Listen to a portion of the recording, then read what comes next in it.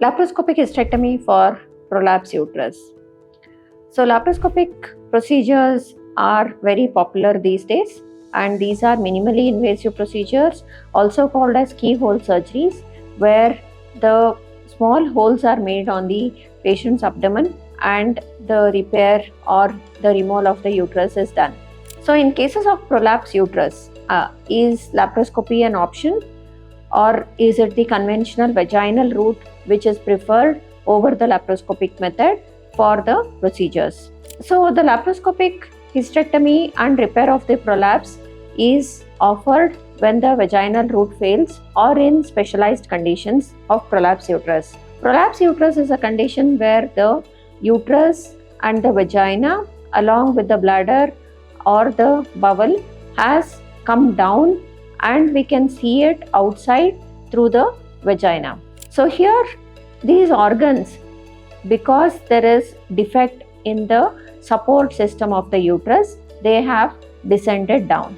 And usually what we understand or how we repair them is by fixing them back to their anatomical position after the removal of the uterus, that is the bladder and the intestines are given support by doing specialized stitches so that they don't come down and so that they don't cause problems in urination and bowel movements. So usually these patients will complain of mass per vagina, that is something coming out of the vagina, and difficulty in passing urine if the mass is outside, and difficulty in passing motion if the mass is outside. Usually they have to push the prolapse back into the vagina to pass the urine without any problems and to pass motion without any problems. But sometimes what happens in the vaginal route of repair, the repair will not be complete, or there could be a recurrence after doing a vaginal approach of prolapse repair. In such cases, laparoscopic repair of the prolapse is the choice, where we try and fix the fascia or the support system of the entire pelvis by putting a mesh and by fixing the vaginal vault, that is the apex of the vagina, to the fixed structures like bones of the pelvis, and this gives relief in terms of like mass per vagina, and also if it is done rightly, then it is one of the safest procedure with maximum benefit to the patient in terms of prevention of recurrence of the prolapse. So the complications again could be the skill required to do these kind of surgeries is a very advanced skill. We'll have to be experts in doing these kind of surgeries through laparoscope, and we require the special mesh to put in, and this has to be available. The placement of the mesh has to be correct, otherwise the mesh erosion can happen. There could be infection of the mesh which can lead to again problems to the bowel. There could be adhesion formation, there could be bleeding if we injure the vital structures, and the post-operative recovery is quite smooth in such cases, where the recovery can be very quick in terms of like pain relief, in terms of like comfort to the patient because it is laparoscopy, and also the early mobilization and the recovery will be very fast as the patient is ambulated quickly in these cases.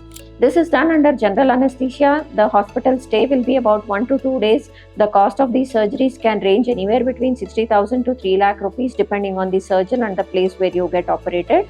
And usually prolapse uterus are seen in older aged women who are above 40, and in these cases we will tell them that fertility cannot be preserved, which is very rare situation, and the ovaries, if at all, if they want to be retained, then they can be retained.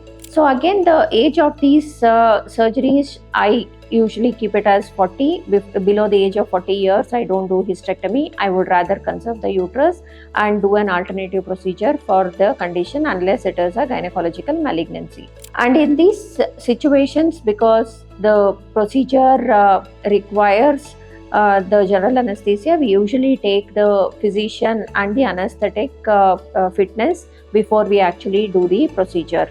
So the time duration taken for these procedure could be anywhere between 45 minutes to 3 hours depending on the competency of the surgeon. Having a 3D laparoscopy is an advantage for the depth perception, so that it helps in identifying the plane and also in identifying the organs better, and there could be a risk of injury to the adjacent organs like major blood vessels or ureter or bladder or bowel. So doing these kind of surgery takes a lot of training, and it has a steep learning curve, and it is important to be well versed with the anatomy for the pelvis, and it can be combined with having another expert like a urologist or a gastrosurgeon or a general surgeon along with you while we are operating. So thank you for watching.